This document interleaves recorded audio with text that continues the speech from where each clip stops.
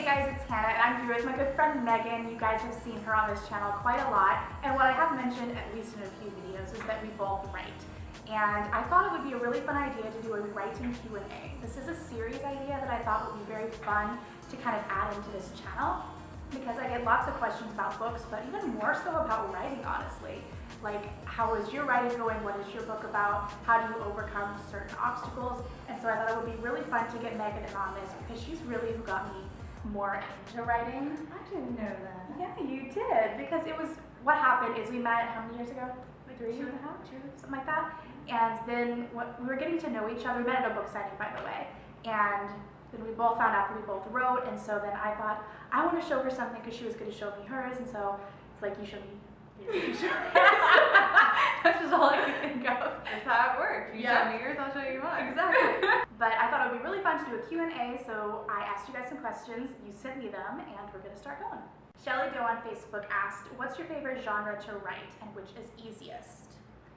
I don't really write in different genres.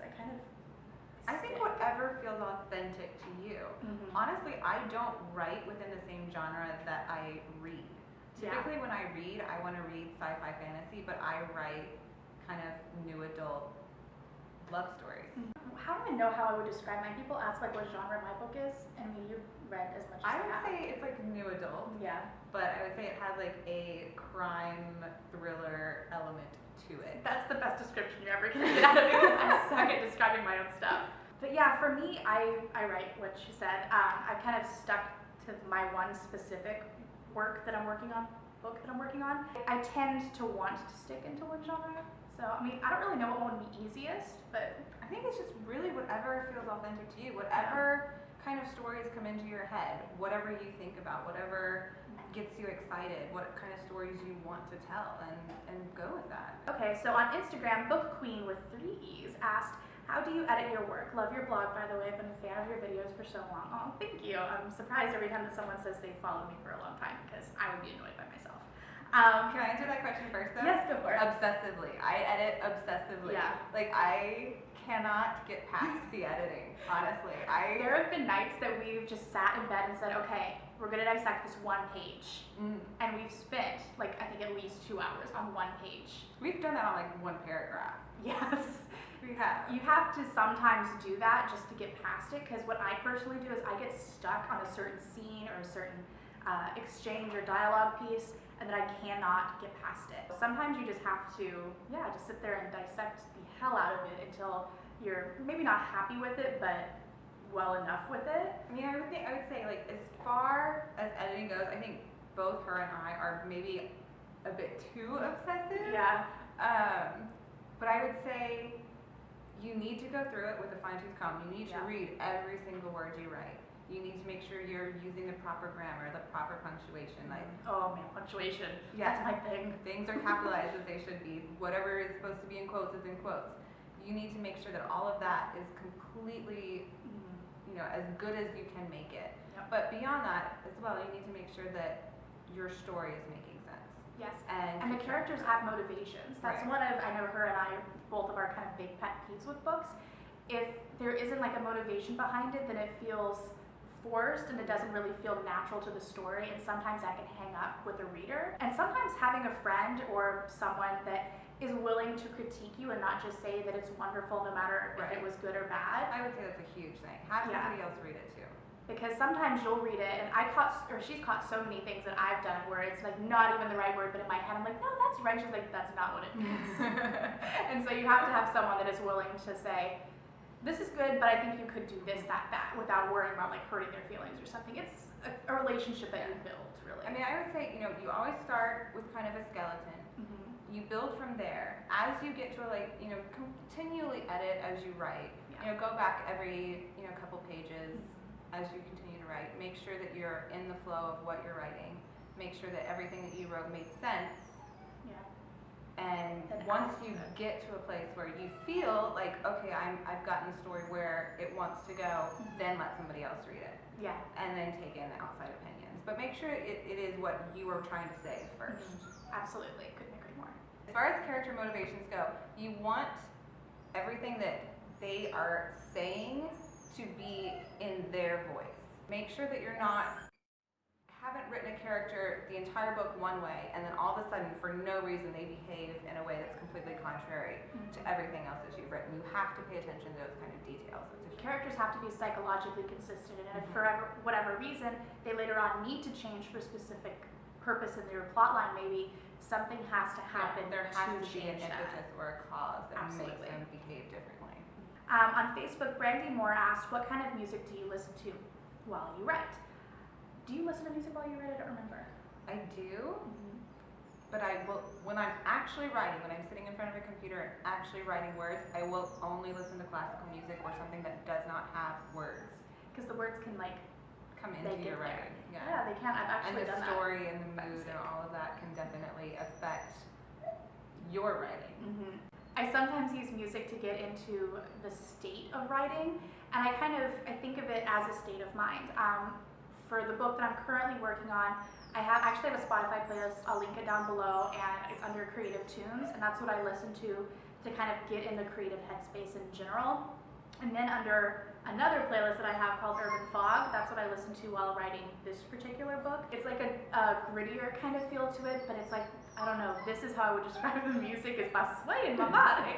I can't listen to it while I write. I just can't listen to anything. I think music can be a huge creative motivation. Right. It can definitely inspire. It can put you into a certain mood, a certain mindset.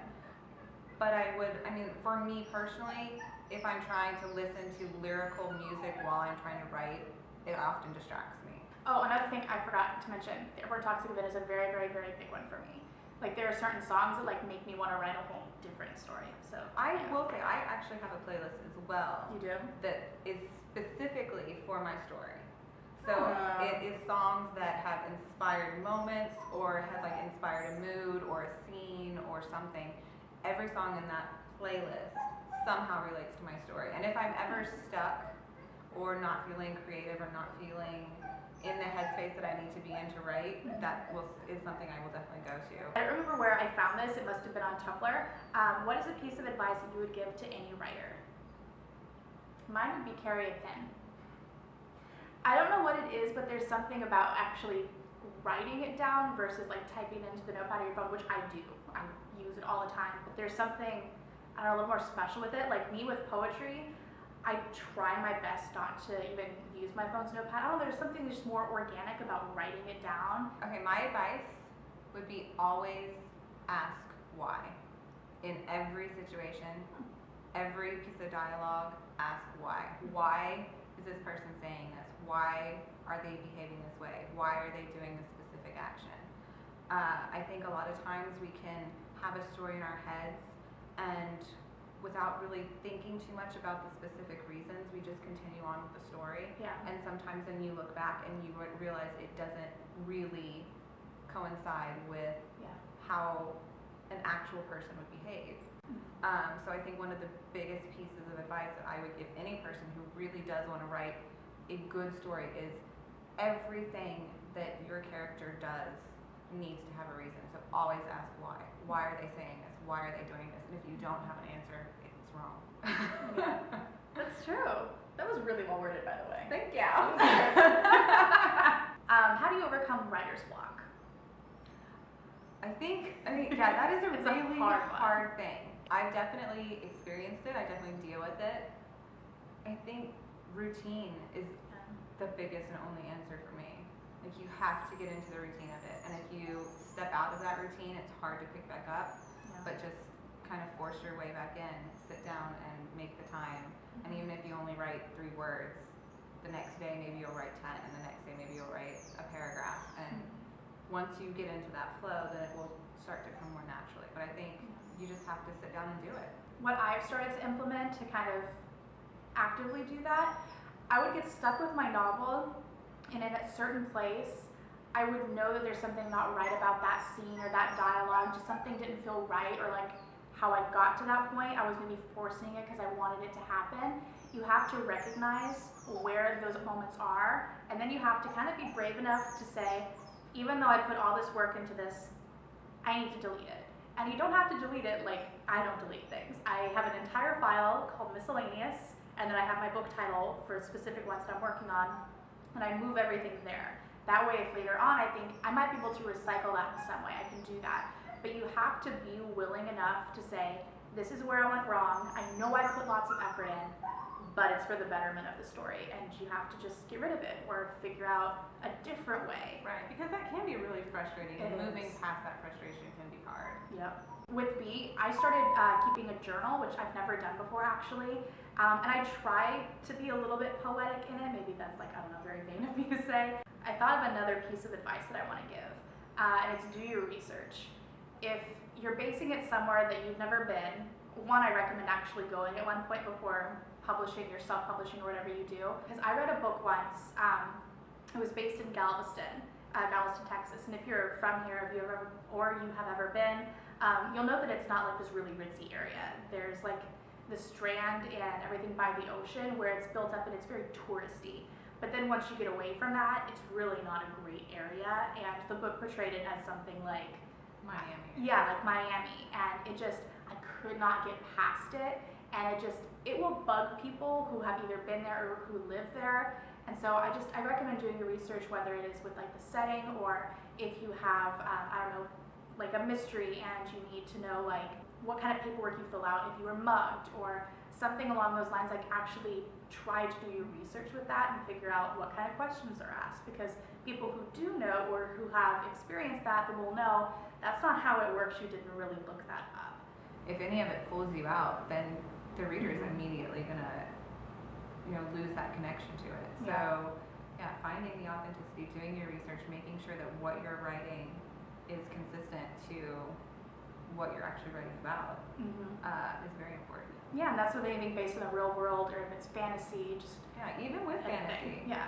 I would say, like you still have to make sure that everything makes sense. How does this one go? I can never do it. I can do it. It's like an owl one though, so that would probably freak you out. I can't do it. My arms don't bend that way. I'm like, try.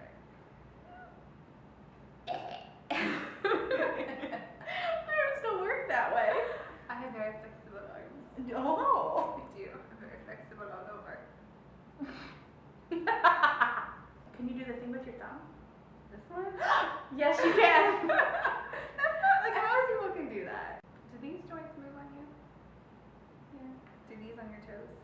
I don't even have half the toe that you have. Mine, I kid you not, mine stops here. I have like one knuckle. I don't have this other How one. do you not have the other knuckle?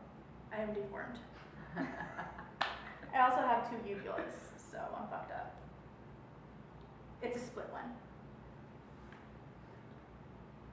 Oh, it's weird.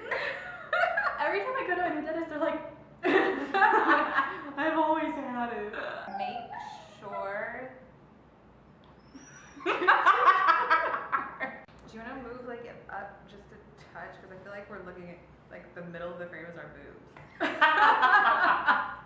Yes. What should I do? Like, is her whining going to be annoying? I don't really think we'll be able to pick up that sound. Yeah.